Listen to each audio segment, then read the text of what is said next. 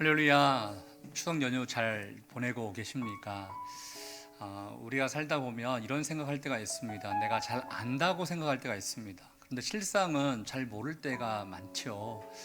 하도 세상에서 가짜 뉴스가 많다 보니까 정말 인생 가운데 행복한 길이 무엇인지 잘 분별하지 못할 때가 참 많이 있습니다. 그렇기 때문에 우리는 말씀을 봐야 되는 것입니다. 말씀 속에 담겨져 있는 그 하나님의 길이 무엇인지를 우리가 깨달아야지만이 원하시는, 하나님이 원하시고 기뻐하시는 그런 삶을 살게 될 줄 믿습니다.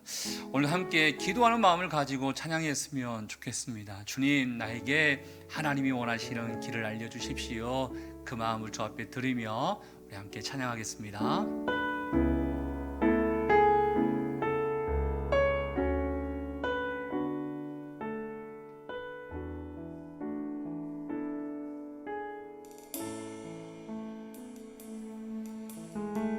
주님 앞에 기도합니다. 주의 도를 내게 알리소서. 주의 도를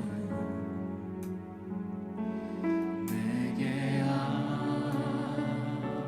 알리소서.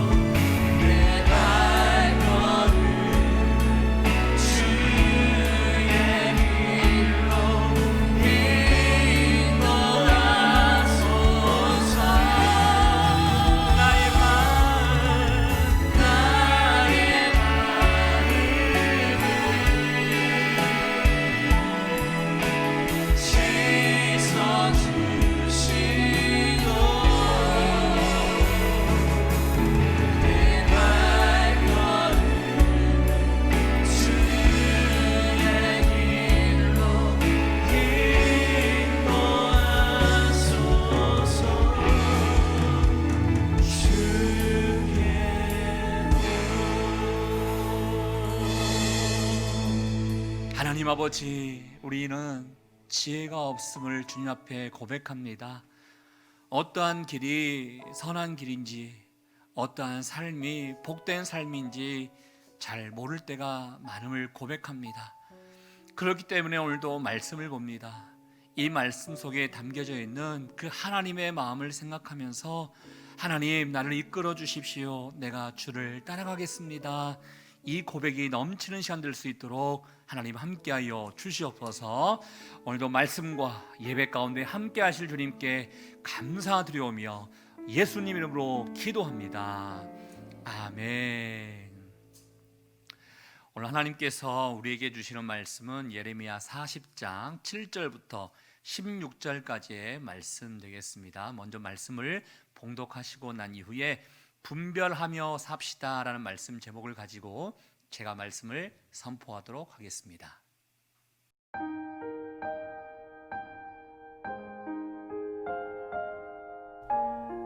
예레미야 40장 7절에서 16절 말씀. 들에 있는 모든 지휘관과 그 부하들이 바벨론의 왕이 아이감의 아들 그다랴에게 그 땅을 맡기고 남녀와 유아와 바벨론으로 잡혀가지 아니한 빈민을 그에게 위임하였다 함을 듣고 그들 곧 느다냐의 아들 이스마엘과 가레아의 두 아들 요하난과 요나단과 다누메의 아들 스라야와 느도바 사람 에베의 아들들과 마아가 사람의 아들 여사냐와 그들의 사람들이 미스바로 가서 그다랴에게 이르니 사반의 손자 아이감의 아들 그다랴가 그들과 그들의 사람들에게 맹세하며 이르되 너희는 갈대아 사람을 섬기기를 두려워하지 말고 이 땅에 살면서 바벨론의 왕을 섬기라. 그리하면 너희에게 유익하리라. 보라, 나는 미스바에 살면서 우리에게로 오는 갈대아 사람을 섬기리니 너희는 포도주와 여름 과일과 기름을 모아 그릇에 저장하고 너희가 얻은 성읍들에 살라 하니라. 모압과 암몬 자손 중과 에돔과 모든 지방에 있는 유다 사람도 바벨론의 왕이 유다의 사람을 남겨둔 것과 사반의 손자 아이감의 아들 그다랴를 그들을 위하여 세웠다 함을 듣고 그 모든 유다 사람이 쫓겨났던 각처에서 돌아와 유다 땅 미스바에 사는 그다랴에게 이르러 포도주와 여름 과일을 심히 많이 모으니라.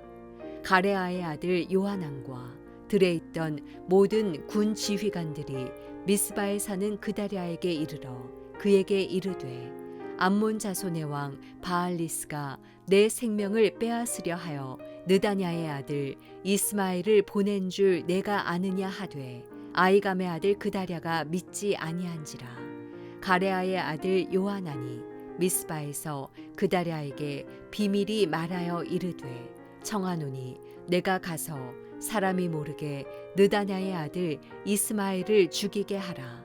어찌하여 그가 내 생명을 빼앗게 하여 내게 모인 모든 유다 사람을 흩어지게 하며 유다의 남은 자로 멸망을 당하게 하랴 하니라. 그러나 아이감의 아들 그다랴가 가레아의 아들 요하난에게 이르되 내가 이 일을 행하지 말 것이니라. 내가 이스마엘에 대하여 한 말은 진정이 아니니라 하니라.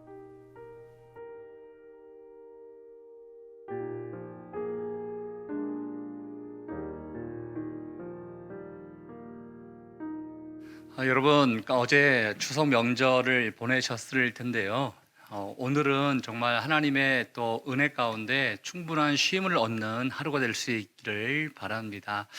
우리가 계속해서 예레미야 말씀을 또 보고 있지 않습니까? 10월 한 달 동안도 예레미야 말씀을 계속 보게 될 건데요. 예루살렘 성이 이제 함락되었습니다. 이제 유다 땅에 남아 있는 자들의 역사를 당분간 우리가 보게 될 것입니다. 그렇지만 유다 땅의 정치 혼동 상황들을 며칠에 걸쳐서 우리에게 소개해 줄 것입니다. 특별히 오늘과 내일 말씀 가운데는요, 예레미야를 이렇게 쓰고 있고 예레미야가 이렇게 모든 환경들 상황들을 우리에게 알려주고 있지만 예레미야가 등장하지는 않습니다. 다른 인물들이 등장하게 되는데요. 특별히 세 명의 인물들이 등장하게 되는 것을 보게 될 것입니다. 첫 번째로는요, 총독으로 바벨론 왕이 총독으로 그다랴라는 인물을 세우게 됩니다. 또 두 번째 인물은 또 누구냐면요, 암몬 왕의 사주를 받게 되는 이스마이라는 사람이 또 등장하게 될 것입니다. 그리고 또 마지막 한 명은 요하난이라는 사람이 등장하게 될 것입니다. 이들의 모습을 통하여서 어떠한 삶이 정말 하나님이 원하시는 삶인지를 한번 여러분께서 한번 자신을 한번 판단해 볼 수 있는 그런 시간이 되었으면 좋겠네요. 자, 7절 말씀을 통해서 이야기가 시작되는데요. 그다랴, 아까 얘기했던 것처럼 총독으로 임명되었습니다. 이제 왕이 있는 것이 아니라, 유다의 왕이 있는 것이 아니라 시드기야 왕이 이제 끝나고 난 이후에 이제 모든 이스라엘 백성들이 포로로 이제 잡혀가게 되지 않습니까? 그렇지만 유다 땅에 여전히 소수의 사람들은 남게 됩니다. 그 땅을 또 다스리고 또 그 사람들을 또 위임할 그런 인물이 필요했는데 그다랴라는 사람을 바벨론 왕이 세우게 된 것을 보게 됩니다. 그런데 그다랴가 어떠한 사람인가? 오늘 주제는요, 그다랴를 중심으로 한번 생각해 보려고 하는데요. 그다랴가 쉽게 얘기해서 잘 나라를 다스렸던 것 같습니다. 그다랴는 예레미야의 예언이 하나님의 말씀인 줄 알았고요. 그에 따라서 친바벨론 정책을 취하면서 안정을 취하게 되게 된 것을 보게 됩니다. 어떻게 보면 현실을 다 이렇게 수용하면서 실용주의 정책을 펼쳐 나가게 된 것을 보게 되는 것이지요. 잘 안정적으로 나라를 잘 다스리다 보니까 8절에 보면요, 그들이라고 소개되어 있는데 여러 명의 사람들, 즉 유력자들, 환난과 핍박을 피해 도망갔던 많은 사람들이 다시 모여들게 되는 것을 우리에게 소개해 줍니다.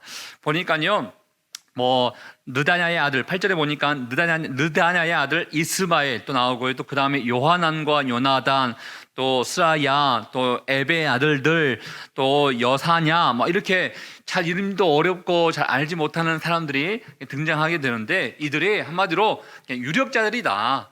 한마디로 유다 땅 가운데 힘이 있었던 자들인데 잠시 혼란을 피해서 도망갔던 자들이다라고 생각하시면 됩니다.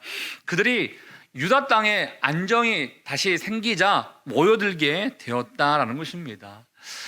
유력자들이다 보니까요, 총독이었던 그다랴가 그들에게 이야기를 합니다. 9절 말씀을 통해서요, 이렇게 얘기하는데 맹세하면서 그들에게 이야기하죠. 어떤 약속을 한다는 거예요. 그 약속은 바로 그겁니다. 바벨론, 갈대아 사람들, 바벨론 섬기기를 두려워하지 말고 이제 이 땅에 잘 살면서 바벨론 왕을 섬겨라. 그리하면 잘 될 것이다. 너에게 유익이 있을 것이다 라는 것을 이야기하게 됩니다. 그러면서 너희는 포도주와 여름 과일과 기름을 모아 그릇에 저장해라 라고 이야기를 하게 되는 것이죠. 또 그 이후에도 비슷한 내용이 나오는데요. 한마디 다시 말씀드려서 그다랴가 잘 나라를 다스렸기 때문에 많은 사람들이 신임을 하게 되는 거예요. 그래서 12절에도 보면요, 그 모든 유다 사람들이 쫓겨났던 각 처에서 돌아왔다 이런 표현이 있습니다. 뿐만 아니라 그다랴에게 이르러 포도주와 여름 과일을 심히 많이 모으니라. 황폐해졌던 그 땅이 안정이 되게 되고 또 많은 백성들이 모여들면서 또 과일을 심고 또 포도주와 또 살 수 있는 기반들을 닫게 됐다라는 것을 우리에게 알려주고 있다는 것입니다. 그런데 일이 벌어집니다. 어떤 일이 벌어지는가? 13절에 봤더니요, 아까 제가 세 번째 인물을 소개하면서 요하난이라는 사람을 얘기했는데요, 요하난이 총독 그다랴에게 말합니다. 유력자들 중에서 한 사람이었던 이스마엘이 암몬 왕의 사주를 받아서 당신을 죽이려고 합니다라는 것을 건의하게 됩니다. 그러면서 총독이시여, 허락만 해준다면 내가 먼저 그 이스마엘을 죽이겠습니다라고 이야기를 하지요. 그런데 그다랴가 16절 말씀에 보니까요, 그러나라고 하면서 이 일을 행하지 말라. 너가 한 말은 진정이 아닐 것이다, 이런 표현을 쓰면서 이 모든 상황들이 커지기를 원치 않고 그냥 대충 수습하려고 하는 그런 모습을 보여주게 됩니다. 그가 했던 말이 무엇입니까? 아마 이런 마음이 있었을 것입니다. 아니야, 너가 잘못된 정보를 아마 나에게 지금 전해주고 있을 거야. 지금 봐, 나라가 정말 안정적으로 잘 유지되고 있는데 왜 나를 죽이려고 하겠어? 라는 생각이 있지 않았을까요?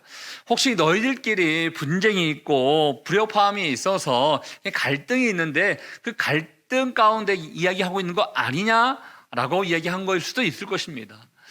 또 한편으로는 정말 그가 자신에 대해서 반대하고 있다 하더라도 잘 나라를 다스리기 위해서는 포용하면서 가야지 않겠느냐, 이런 마음을 가지고 이 일을 행하지 말라라고 이야기했을 수도 있을 것입니다. 결과가 어떻게 되었을까요? 내일 말씀 가운데 나오는데 안타깝게도 그다랴는 이스마엘로 인해서 죽게 되는 것을 보게 될 것입니다. 사랑하는 여러분, 오늘 말씀을 통해서요, 제가 그다랴라는 총독에 대해서 한번 우리가 생각해 보자라고 했습니다. 그다랴가 잘 나라를 다스렸습니다.